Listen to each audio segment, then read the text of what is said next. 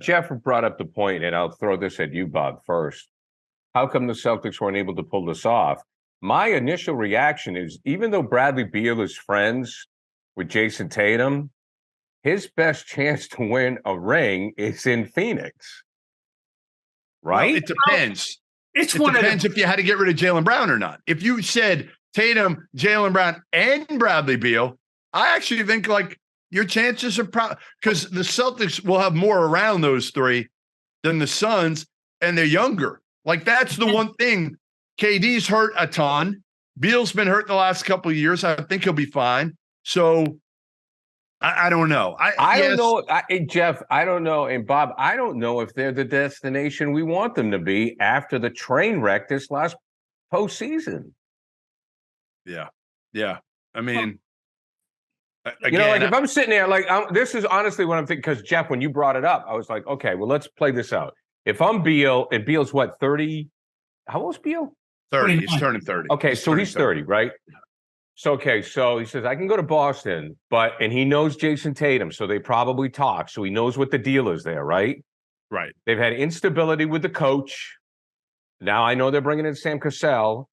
Jaylen Brown went in the tank. Marcus is a pain in the ass. I don't know. Is it going to work? If I go to Phoenix, I'm playing probably with two Hall of Famers. Booker Hall of Famer. I mean, Bob, I'll let you jump in here, Bob. You're playing with two Hall of Famers in Phoenix, and you got a chance to win it next year. CLNS Media's Celtics coverage is brought to you by FanDuel. New customers get a no-sweat first bet up to $1,000. That's bonus bets back if your first bet doesn't win. Yeah, they're still, depth. It's top-heavy team because the depth was an issue last year. But we talked about depth with the Celtics, but then when you get into the playoffs, they had all this depth, and it didn't mean squat. Well, I could question the way they were employed myself. Okay, all right. And, I think still think there was a sufficient depth. You don't need 10, 11. My big thing during the regular season is, no other team could miss three guys as high starters and have 8 guys in double figures because they actually had legitimate NBA players at the end of the bench. But in the playoffs, it doesn't matter unless you're dealing with injury or severe foul trouble. Anyway, Phoenix, that is an issue. They have very questionable depth. They had it, and they got rid of this. Part of that was Landry Shamet, and so anyway, they got work to do. This will remind me of. I'll give you, for instance, this will be, I think, somewhat analogous to the 07-08 Celtics. Once they picked up the big three, before they did, when I first got them, I believe that they had. I said I wouldn't trade their remaining 8 for any other. No other team in the league would want their remaining 8 as opposed to what they got. And then they went out and they got Eddie House, and they got Posey, and eventually got PJ Brown, and they had PJ Brown, and they got what they needed. Phoenix, they got to add on.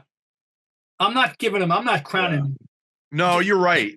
They got to find like more than just like a Blake Griffin who sits on the end of the bench, who's a veteran who wants to ring. They need a Bruce Brown. Who's the next Bruce Brown? Who's the next Brogdon?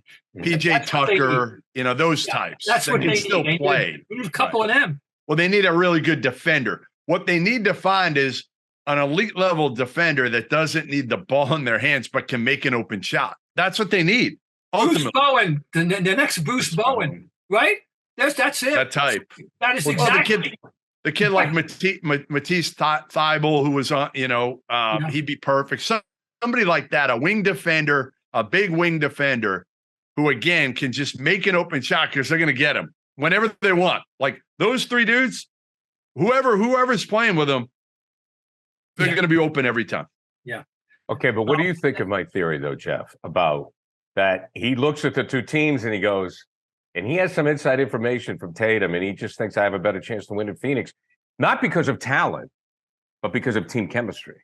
I just don't know if Brad made any offer. I just don't know if Brad was active at all. And again, it had to be though, don't you think? Well, here's not necessarily. Right. The dilemma Brad's in too is, how this works.